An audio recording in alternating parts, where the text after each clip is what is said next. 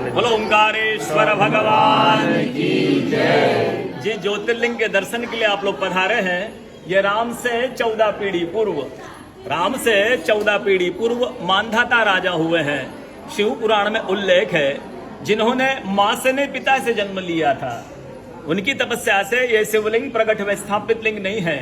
जिस प्रकार आरती करते हम प्रण अक्षर के मध्य, ओम अक्षर के मध्य, यह तीनों एका, जय शिव ओंकारा।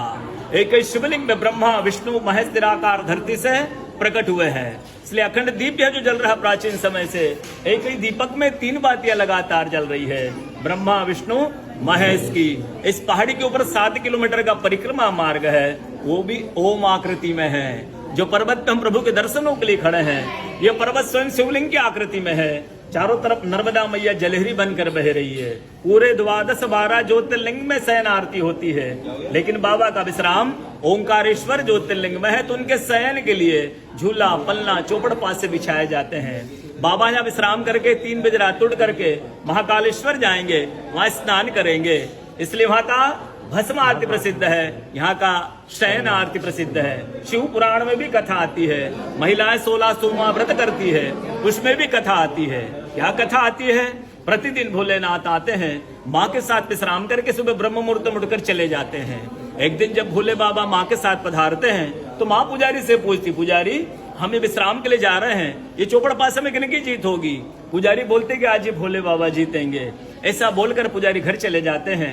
भोले बाबा माँ विश्राम के लिए चले जाते हैं। सुबह ब्रह्म मुहूर्त में जैसे ही भोले बाबा माँ बाहर निकलते हैं, पुजारी द्वार पर रहते हैं। तो माँ पुजारी से पूछती, पुजारी कल मैंने आपसे पूछा था, हमें विश्राम के लिए जा रहे, चौपड़ पासे में किन की जीत होगी? आपने कहा भोले बाबा जीतेंगे। भोले बाबा नहीं, मैं जीती हूँ। माँ ऐसा बोल करके उनको श्राप दे के चली जाती है। उनके तुरंत पश्चात अप्सराएं शिवलिंग पे जल चढ़ाने आती, तो अप्सराएं पुजारी से पूछती, पुजारी अस्वस्थ क्यों हो गए, आप तो ठीक थे।